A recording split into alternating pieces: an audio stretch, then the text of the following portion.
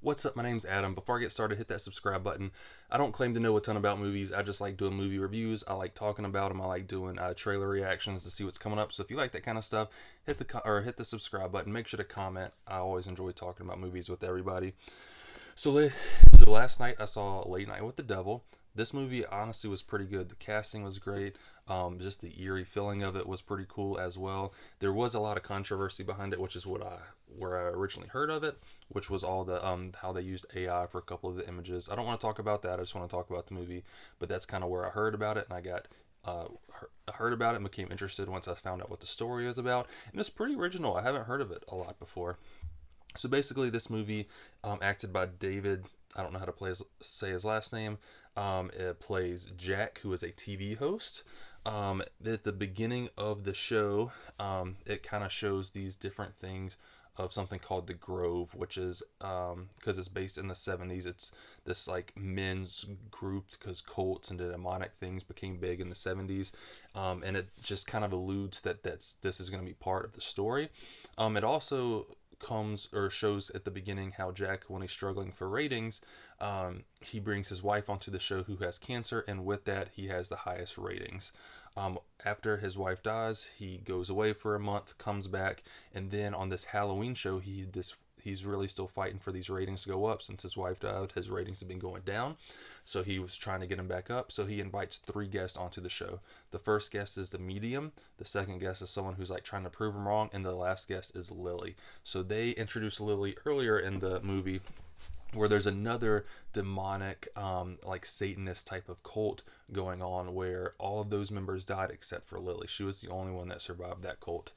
And now her and then the therapist she's with, which I cannot remember her name now, claim that they can be possessed by a demonic demon.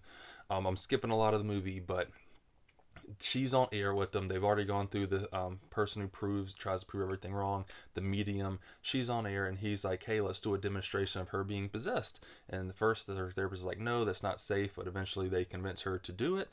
Just a short demonstration. She's strapped in a chair, but while she is strapped in the chair, she becomes possessed, and says, "Oh, is Jack in the room?" And then Jack's like, "I don't know how you know me." And then he's like, "We go way back." Jack said, "I don't know what you're talking about." And then eventually he looks over and says, "Jack, remember in the tall trees in the woods?" And Jack's like, "What are you talking about?" So kind of alluding back to the fact of the Grove when they're in the woods, in that cult, where he said nothing happened, but it was believed to be a cult in that. So she comes back to normal. Um, Everything is going kind of fine. The dude who tries to believe that they, or tries to prove that they don't exist as a not hypnosis thing, hypnotizes everybody, goes back to the camera to show how he was hypnotized. And then Jack's like, "Hey, let's go back and watch the film of her possession to see if the camera is, or see if they're hypnotized, or if the camera's telling the truth." So they go back. They're showing that the possession is real, and during one of the frames, Jack sees something, so he asks him to stop. It goes through slow motion, and then he sees is his wife standing behind him. Once this happens, everything just kind of breaks down, goes crazy.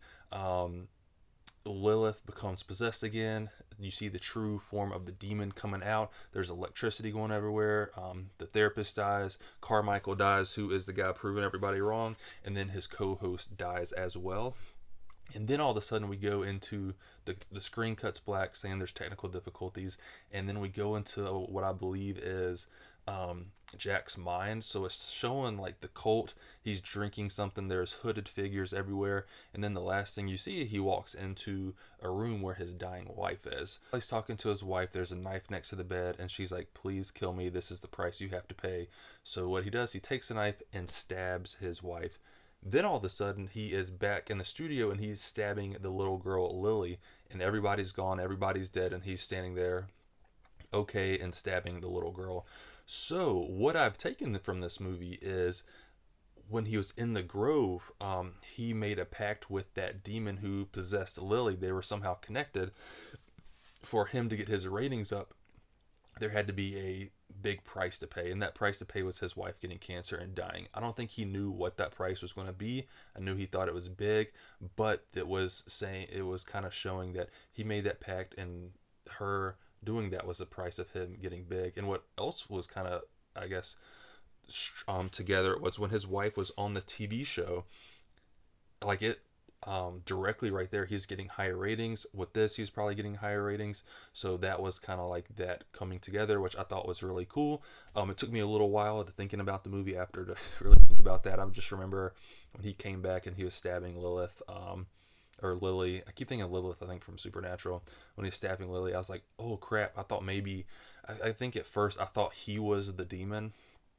And then like it was him the entire time who was killing everybody, but I think what was happening is the demon was real, and he was just showing him that price to pay was his wife dying, and that's why his ratings are big. But the price was so big that he lost everything. That it was a lot in this movie. Overall, I'd give it a 7.5. I thought this movie was great. During the movie, I was like, this is probably just a one-time watch for me, but the more I think about it, the more I'm like, I think I do want to watch this again. So I'd give the rewatchability a medium.